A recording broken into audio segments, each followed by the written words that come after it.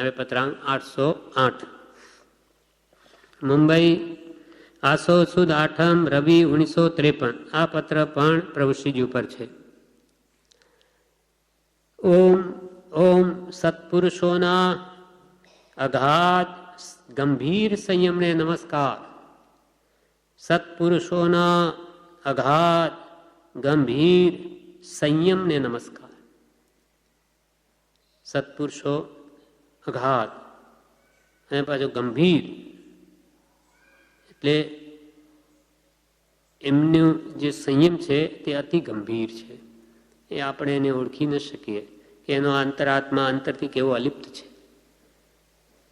જેમ કે ભગવાન મહાવીર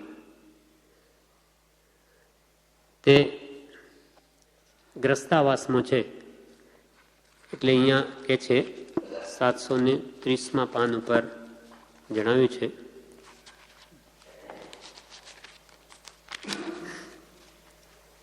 કે મહાવીર સ્વામી ગ્રહવાસમાં રહેતા છતાં પણ ત્યાગી જેવા હતા. હવે એનો અગાધ ગંભીર સંયમ કેવો છે. ઘરમાં પણ એ સંયમી છે. હજારો વર્ષના સંયમી પણ જેવો વૈરાગ્ય રાખી શકે નહીં તેવો વૈરાગ્ય ભગવાનનો હતો. ઘરમાં હતા, કુટુંબમાં રાજ્ય ચલાવતા હતા, ત્યારે પણ ભગવાન તો સાવ અલિપ્ત હતા. અને હજારો વર્ષ થઈ ગયા હોય દીક્ષા લીધાને અને આત્મજ્ઞાની મહાત્મા હોય તો એનો વૈરાગ્ય કેવો હોય. હજારો વર્ષના સંયમી પણ જેવો વૈરાગ્ય રાખી શકે નહીં તેવો વૈરાગ્ય ભગવાનનો ઘરમાં હતો. જ્યાં જ્યાં ભગવાન વર્તે છે ત્યાં ત્યાં બધા પ્રકારના અર્થ પણ વર્તે છે. જ્યાં ભગવાન, જ્યાં રામ ત્યાં અયોધ્યા, તેમ જ્યાં જ્યાં ભગવાન વર્તે ત્યાં ત્યાં બધા પ્રકારના અર્થ પણ વર્તે છે. તેઓની વાણી ઉદય પ્રમાણે શાંતિપૂર્વક પરમાર્થ હેતુથી નીકળે છે. અર્થાત તેમની વાણી કલ્યાણ અર્થે જ છે. તેઓને જન્મથી મતિ શ્રુત અવધિ એ 3 જ્ઞાન હતા. તે પુરુષના ગુણગ્રામ કરતા અનંતી નિર્જરા છે. આવા ગુણના ભંડાર, ગુણના સમૂહ, ગુણનો જ પિંડ એવા ભગવાનના ગુણગ્રામ કરતા અનંતી નિર્જરા છે કર્મોની. નાનીની વાત અગમ્ય છે, તેઓનો અભિપ્રાય જણાય નહીં. એનો જે અગાધ સંયમ છે એનો અભિપ્રાય અંતરંગમાં શું છે આપણાથી કંઈ જણાય નહીં. નાનીની વાત અગમ્ય છે, તેઓનો અભિપ્રાય જણાય નહીં. નાની પુરુષની ખરી ખૂબી એ છે કે તેમણે અનાદિથી નહીં ટળેલા એવા રાગ દ્વેષ ને અજ્ઞાન તેને છેદી ભેદી નાખ્યા છે. આપણને જે રાગ દ્વેષ અજ્ઞાન મૂંઝવે અનંતકાલથી તે જેણે છેદી ભેદી નાખ્યા આવા ભગવાન છે. તેમણે અનાદિથી નહીં ટળેલા એવા રાગ દ્વેષ ને અજ્ઞાન તેને છેદી ભેદી નાખ્યા છે. એ ભગવાનની અનંત કૃપા છે. તેને 2500 વર્ષ થયા, આજે 2600 વર્ષ થયા. તેમના દયા આદિ હાલ વર્તે છે. 2600 વર્ષ ભગવાન મહાવીરને થઈ ગયા છતાં પણ આજે પણ એની દયાનો ઉપદેશ વિદ્યમાન છે. 2600 વર્ષ થયા છતાં તેમના દયા આદિ હાલ વર્તે છે. એ તેમનો અનંત ઉપકાર છે. નાની આડંબર દેખાડવા અર્થે વ્યવહાર કરતા નથી. મોટાઈ કે અમે જ્ઞાની એના માટે વ્યવહાર નથી કરતા. નાની આડંબર દેખાડવા અર્થે વ્યવહાર કરતા નથી. તેઓ સહજ સ્વભાવે ઉદાસીનપણે વર્તે છે. એમની હંમેશા વર્તના સહજ સ્વાભાવિક હોય, ઉદાસીન હોય, વૈરાગ્યમય જ હોય, કે બનાવટી પણ ત્યાં હોય નહીં. એટલે એવા ભગવાનનો સંયમ પણ અગાધ ગંભીર છે. સત્પુરુષોના અગાધ ગંભીર સંયમને નમસ્કાર. અવિષમ પરિણામથી જેમણે કાળ કૂટ વિષ પીધું એવા શ્રી ઋષભાદી પરમ પુરુષોને નમસ્કાર. અવિષમ પરિણામથી ઘરમાં રહેતા છતાં જેમણે કાળકૂટ વિષ પીધું એવા શ્રી ઋષભ આદિ, તે ઋષભદેવ, અજીતનાથ, સંભવનાથ કે બધા તીર્થંકરો એ કાળકૂટ વિષ પીધું. એટલે કે જેની સંસારમાં રહેવાની કિંચિત પણ ઈચ્છા નથી એવા ભગવાન ઋષભદેવને પણ 83 લાખ પૂર્વ ઘરમાં રહેવું પડ્યું, રાજ્ય ચલાવવું પડ્યું. શું એમને ગમતું હતું? એમને બિલકુલ નથી ગમતું. તો જે વસ્તુ નથી ગમતી ને કરવી પડે એ કાળકૂટ વિષ જેવી છે. આપણને પણ જ્યાં ગમતું ન હોય તો કેટલા વહેલા ચાલ્યા જઈએ એમ રે, તો એમને તો આવા કરોડો અસંખ્યાત વર્ષો કાઢવા એ કેટલું દુષ્કર કામ છે. તો એમને પ્રારબ્ધનો ઉદયનો ભોગવટો જે સમતા ભાવે કર્યો એ અવિષમ પરિણામ રાખી એમને કાળકૂટ વિષ પીધા જેવું છે. અવિષમ પરિણામથી એટલે સમભાવ વિષમ ભાવ લાવ્યા વિના અવિષમ પરિણામથી એટલે ભાવથી જેમણે જેવો ઉદય તેને સમભાવે ભોગવી તે કાળકૂટ વિષ જેવો ઉદય તે પીધું વિષ પીધા સમાન એવા શ્રી ઋષભાદિ પરમ પુરુષોને કૃપાલ કે અમારા નમસ્કાર. કૃપાલદેવને પણ આ પ્રકારે જ આ ઝેર પીવું પડે છે. એમને કંઈ ગમતું નથી પણ શું કરે? કૃપાલ કે જેવા ઉદય મેં બાંધ્યા કર્મ એ તો અમારે ભોગવા જ પડશે. અમે કર્મ બાંધ્યા માટે અમારો દોષ છે. સૌભાગભાઈને કૃપાલદેવ 408 પત્રમાં લખે છે, જે કાળે જે પ્રારબ્ધ ઉદય આવે તે વેદન કરવું એ જ્ઞાની પુરુષોનું સનાતન આચરણ છે. જ્ઞાની પુરુષોનું સનાતન આચરણ છે. સનાતન એટલે શાશ્વત, અનાદિકાલથી અનંત જ્ઞાની પુરુષો થતા આવ્યા બધાનું આ જ આચરણ કે જે પ્રારબ્ધ એટલે કે જે કર્મો જ્ઞાન ધ્યાનથી ખપાવી શકાય તો ખપાવી જ લે, પણ જે નિકાચિત બંધો ભોગવા જ પડે તે બસ સમતાએ ભોગવે જ અનંતકાલથી ભોગવતા આવ્યા. એ સનાતન રીત છે. જે કાળે જે પ્રારબ્ધ ઉદય આવે તે વેદન કરવું એ જ્ઞાની પુરુષોનું સનાતન આચરણ છે. સનાતન એટલે અનાદિકાલથી ચાલ્યું આવતું એ જ આચરણ છે. અને તે જ આચરણ અમને ઉદયપણે વર્તે છે. અમારી પણ આ સ્થિતિ છે. ઋષભદેવ ભગવાન 83 લાખ પૂર્વ ઘરમાં રહ્યા. 83 લાખ પૂર્વ અસંખ્યાત કાળ થાય. એક પૂર્વ એટલે 84 લાખ અને 84 લાખને ગુણાકાર કરો. 84 લાખ વર્ષ ને 84 લાખ વર્ષ સાથે ગુણતા જે સંખ્યા આવે તે એક પૂર્વ.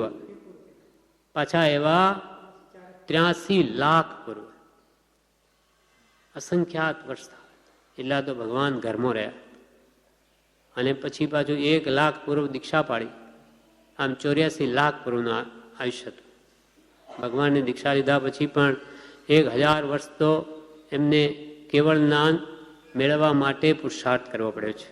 પછી બાકીનો સમય તો કેવડી થઈ ગયા, પછી કંઈ કરવું પડે નહીં, પણ 1000 વર્ષ કેવળ જ્ઞાન મેળવવા માટે પણ મથવું પડ્યું છે દીક્ષા લીધા પછી. પણ બધું સંભાવે ભોગવ્યું છે. અને તે જ આચરણ કૃપાલ કે અમને ઉદયપણે વર્તે છે. અમને પણ આ નિકાચિત વન છૂટી શકે એવો નથી એટલે ભોગવવો પડે છે.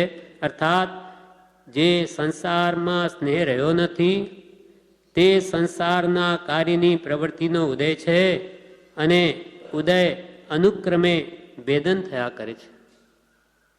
અમને પણ કે છે તે જ આચરણ ઉદયમાં છે. એટલે શું? એટલે કે આ કે જે સંસારમાં અમને મોહ નથી રહ્યો નથી, જે સંસારમાં સ્નેહ રહ્યો નથી તે સંસારના કાર્યની પ્રવૃત્તિનો ઉદય છે અને ઉદય અનુક્રમે વેદન થયા કરે છે. અનુક્રમે એ વેદાઈને ઓછો જ થઈ રહ્યો છે પણ વેદવો તો પડે છે.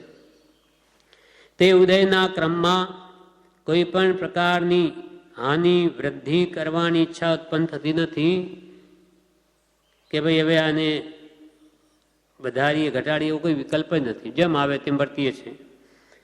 તે સંસારના તે ઉદયના ક્રમમાં કોઈ પણ પ્રકારની હાનિ વૃદ્ધિ કરવાની ઈચ્છા ઉત્પન્ન થતી નથી.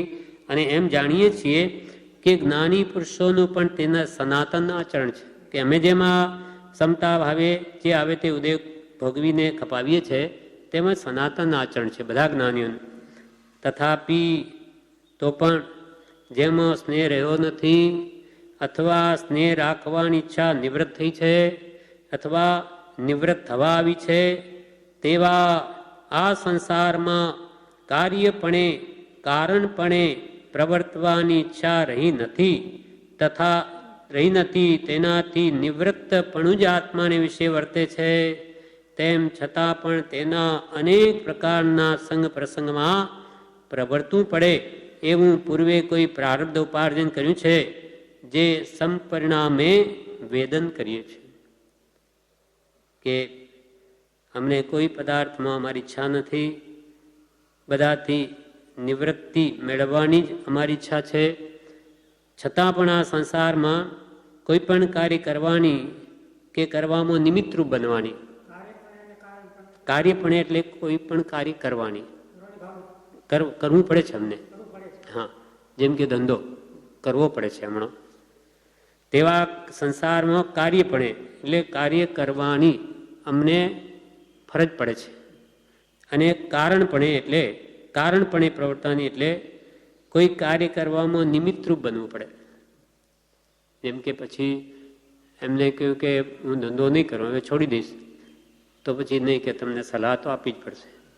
ભલે તમે સાક્ષાત ન બેસો ત્યાં, પણ તમારે એમને કંઈ ગાઈડન્સ તો આપવી પડશે. એવા ન છૂટકે એ બધા શું થાય, એ બધા કાં તો કાર્યપણે પોતે સાક્ષાત કરે, કાં કારણપણે કે કરાવે બીજાને અથવા સલાહ આપે.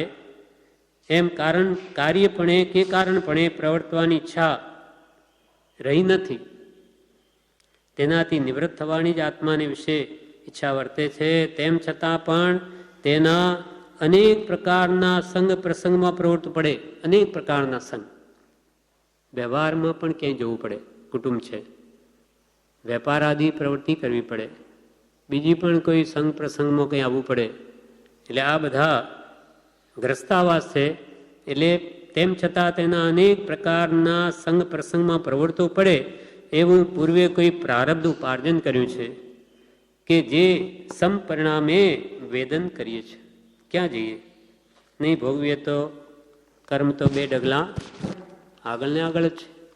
એ કંઈ નિકાચી દવા અહીંયા નહીં ભોગવીશું તો આગળ ભોગવવા પડશે, તેના કરતાં અહીંયા જ ભોગવીને છૂટા થઈ જઈએ. એટલે કૃપાલ કે હવે સંપરિણામે એને ભોગવીએ છીએ જે ઉદયમાં આવે તે. 414 પત્રાંક લઈએ.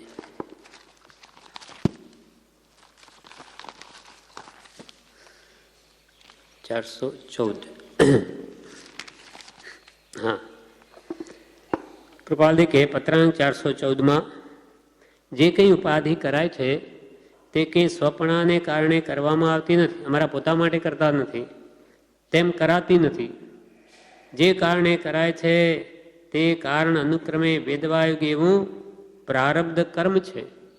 જે કંઈ ઉદય આવે તે અવિસંવાદ પરિણામે એટલે કે સંભાવે, અવિસંવાદ એટલે સંભાવ પરિણામે વેદવું એવું જે જ્ઞાનીનું બોધન છે. એટલે કે ઉદય ભોગવે સમકીથી કરે ન નૂતન બન મહિમા જ્ઞાન વૈરાગ્ય. જ્ઞાન અને વૈરાગ્યના બળે જે કંઈ કર્મ ઉદયમાં આવે તે જ્ઞાનીઓ સંભાવે વેદે અથવા વેદવું જોઈએ એવો જ્ઞાનીઓનો બોધ છે. એટલે જે કંઈ પણ ઉદય આવે તે અવિસંવાદ પરિણામે વેદવું એવું જે જ્ઞાનીનું બોધન છે તે અમારે વિશે નિશ્ચલ છે, એટલે તે પ્રકારે વિધિએ છે. તથાપી ઈચ્છા તો એમ રહે છે કે અલ્પકાળને વિશે, એક સમયને વિશે જો તે ઉદય અસત્તાને પામતો હોય તો અમે આ બધામાંથી ઉઠી ચાલ્યા જઈએ એટલી આત્માને મોકલાશ વર્તે છે. જો કે એક સમય પણ આ કર્મ જો નો ઉદય પૂરો થાય તો એક સમય પણ અહીંયા ન રહીએ, તરત જ અહીંયાથી નીકળી જઈએ. જેમ કે પહેલાંના રાજાઓ કે ચક્રવર્તીઓ એકદમ વાત સમજાય ત્યારે કેવું છોડીને બધું નીકળી જાય છે. એટલે તે વખતે જાણે એમનો કર્મનો ઉદય પૂરો થઈ ગયો એટલે તરત જ એ ઉદય આવી જાય છે દીક્ષાનો. એવું કે અમારું આવતું હોય તો અમે તરત જ મૂકીને ચાલ્યા, એક સમય પણ ઉભા ન રહીએ. એટલી મોકળાશ એટલે એટલી મારી તૈયારી છે. અર્થાત અમને કંઈ અહીંયા રાગ નથી. એ તો કે વિચાર કરવો પડે, છોડવું છે તો બધું ઠેકાણે પાડીને જાઓ, કાંઈ નહીં, એક સમય ઊભો ન રહો, બધું એમને મૂકી નીકળી જઈએ. એવો અમારા આત્મામાં મોકળાશ છે, એટલે કે એટલી અમારી તૈયારી છે. અવિશ્યમ પરિણામથી જેમને કાળકૂટ વિષ પીધું એવા શ્રી ઋષભદેવાદિ પરમ પુરુષોને નમસ્કાર. સંભાવે આવા ઉદયને ભોગવ્યા એવા ઋષભાદિ કે આપણા માટે કૃપાળ દેવાદિ કે જેને આ કાળમાં એવા વિષમુદયના પરિણામ કાળકૂટ વિષને સંભાવી વેદ્યું, તેને આપણા નમસ્કાર. પરિણામમાં તો જે અમૃત જ છે, જેના ફળમાં તો અમૃત છે છેલ્લે, પણ પ્રથમ દશાએ કાળકૂટ વિષની પેટે મૂંઝવે છે એવા સંયમને નમસ્કાર.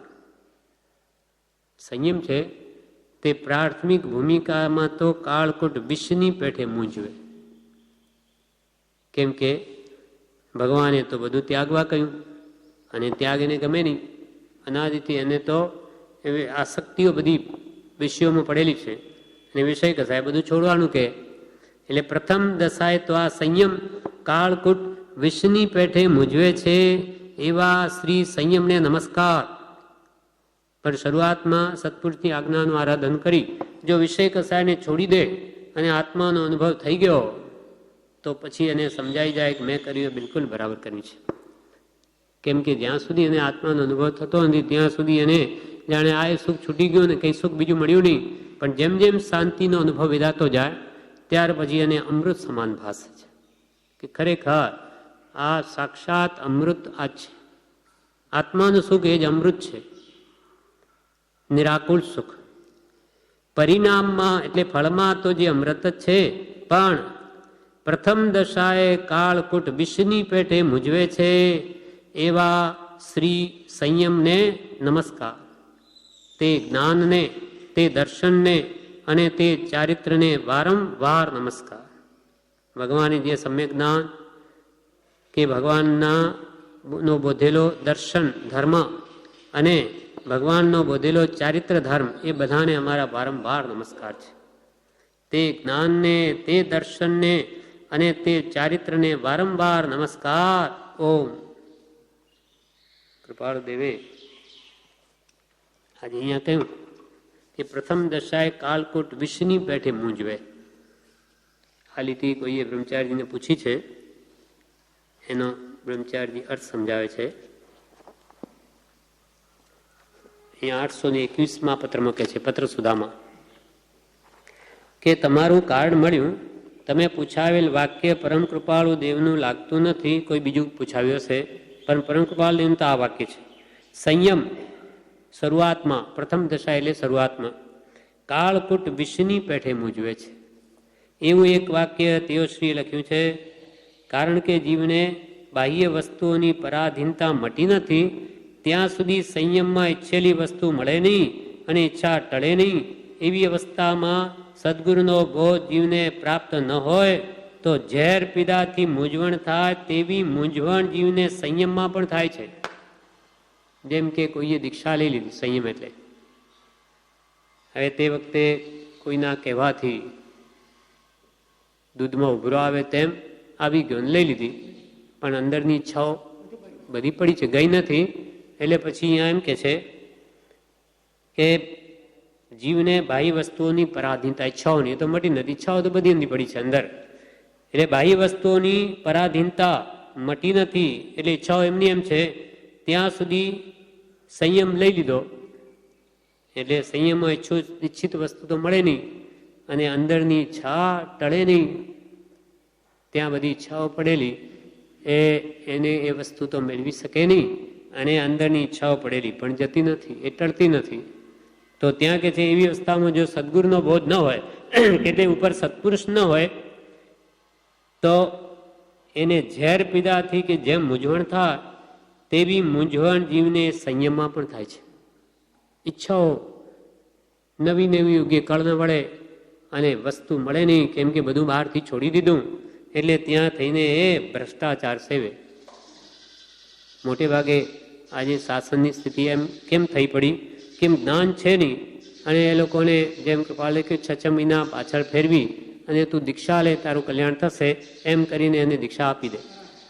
હવે અંદરથી તત્વ જ સમજ્યો નથી બાળક હોય નાનો શું સમજે, મોટો થાય પછી વિકારો ઉદ્ભવે, વૃત્તિઓ કાબૂમાં રહે નહીં, અને એ વૃત્તિઓને દબાવનાર ઉપર જ્ઞાની છે નહીં, એટલે એને કેવી રીતે મનને ઈચ્છાઓને ટાળવી એવો બોધ છે નહીં, વૈરાગ ઉપશમવાળો, એટલે પછી ત્યાં એને કંઈ ગતાગમ જ ન પડે. એટલે કે સંયમ પ્રથમ દશાએ કાળકૂટ વિષની પેઠે મૂંઝવે. જો સત્પુરુષ ન હોય તો એની બધી ઈચ્છાઓનું માર્ગદર્શન આપે કોણ? એટલે અહીંયા કહે છે કે કારણ કે જીવને બાહ્ય વસ્તુઓની પરાધીનતા મટી નથી, ઈચ્છાઓની પરાધીનતા, ત્યાં સુધી સંયમમાં ઈચ્છેલી વસ્તુ મળે નહીં અને અંદરથી ઈચ્છા ટળે નહીં. એવી અવસ્થામાં સદગુરુનો બોધ જીવને પ્રાપ્ત ન થતો હોય તો ઝેર પીએને જે મૂંઝવણ થાય તેવી મૂંઝવણ તે જીવને સંયમમાં પણ થાય છે. શ્રી કુંદકુંદાચાર્ય પણ કહ્યું છે કે મારા દુશ્મનને પણ દ્રવ્ય દીક્ષા ન હોશો. કુંદકુંદાચાર્ય પણ કહ્યું કે મારો કોઈ દુશ્મન હોય ને એને પણ આ દ્રવ્ય દીક્ષા હોશોમાં. દ્રવ્ય દીક્ષા એટલે આત્મજ્ઞાન વગરની દીક્ષા, જ્ઞાન છે નહીં, માત્ર વેશ બદલી નાખે એવી દીક્ષા મારા દુશ્મનને પણ ન હોજો. કેમ કે ત્યાં જઈને પણ એ આત્મકલ્યાણ નહીં સાધી શકે. આત્મા શું, કલ્યાણ શું, કેવી રીતે થાય એ બધું જાણ્યું નથી, ત્યાં જઈને શું કરશે? શ્રી કુંદકુંદાચાર્ય પણ કહ્યું છે કે મારા દુશ્મનને પણ દ્રવ્ય દીક્ષા ન હોશો. સમજણ સાચી થયા પહેલાનો ત્યાગ અને તે દિગંબર દીક્ષાનો ત્યાગ જીવને ઝેર જેવો લાગે છે. સાચી સમજણ આવી નથી હજુ કંઈ પણ, એટલે પહેલાં સત્સંગ કરવાનું શા માટે કે પહેલાં તો કલ્યાણ શું? મણિલાલને એમ જ લખ્યું કૃપાલદેવે કે દીક્ષા લેવી છે પણ કલ્યાણ શું? અનાદિકાલથી કેમ ન થયું? અનંતવાર દીક્ષા લીધી છતાં કયા દોષો રહી જાય છે? દીક્ષા પહેલાંની તૈયારી શું છે? આ 12 પ્રકારના કશાય જવા જોઈએ એ ગયા, વિષયો મંદ પડ્યા, ઈચ્છાઓ ઘટી, તો કે કંઈ નહીં, તો પછી કે ત્યાં જ નહીં કંઈ ભલીવાર ના આવે. એટલે સમજણ સાચી થયા પહેલાનો ત્યાગ અને તે દિગંબર દીક્ષાનો ત્યાગ જીવને ઝેર જેવો લાગે છે. કળીકાળ વિશે પરમ કૃપાલદેવે ઘણા પત્રોમાં જણાવ્યું છે કે જીવને પરમાર્થની જિજ્ઞાસા ઘટી ગઈ છે, તેથી સત્પુરુષનું ઓળખાણ પડવું પણ દુર્લભ થઈ પડ્યું છે. અને તે યોગ વિના, એટલે સત્પુરુષના યોગ વિના જીવને સાચું સુખ કદી પ્રાપ્ત થાય તેમ નથી. તેથી જે સુખો જીવ પ્રાપ્ત કરે છે તે ઝેર રૂપ પરિણમે છે. સત્પુરુષ વગર કોઈ કાળે કલ્યાણ નથી.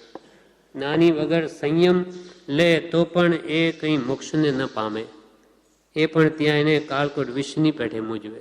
પણ અંતમાં છેલ્લે તો અમૃત જ છે, પરિણામે તો જે અમૃત જ છે, પણ પ્રથમ દશાએ કાળકૂટ વિષની પેઠે મૂજવે છે એવા શ્રી સંયમને નમસ્કાર.